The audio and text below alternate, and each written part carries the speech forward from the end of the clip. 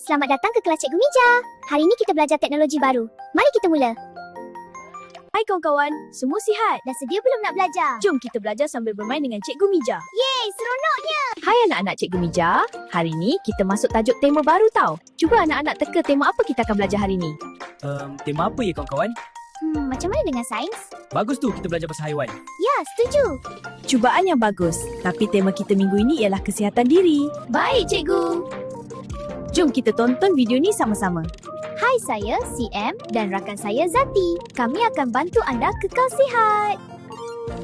Hai kawan-kawan, jom kita jadikan air kosong sebagai kawan baik kita setiap hari.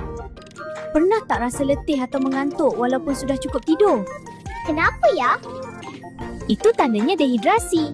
Badan kita kekurangan air untuk berfungsi dengan baik. Bila kurang air, otak jadi lembab, kita susah nak fokus dan cepat rasa penat. Hari ini, kita ada misi penting untuk badan yang lebih cergas dan bertenaga tau kawan-kawan.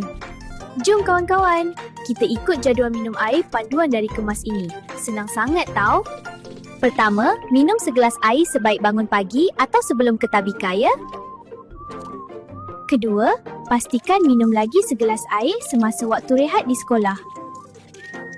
Ketiga, jangan lupa minum segelas air lagi sebelum kita masuk tidur. Sentiasa bawa botol air sendiri ke mana-mana, terutama ke sekolah.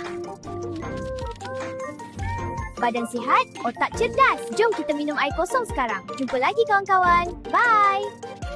Terima kasih sudi tonton video CM. Moga semua rakan pendidik dapat manfaat bersama.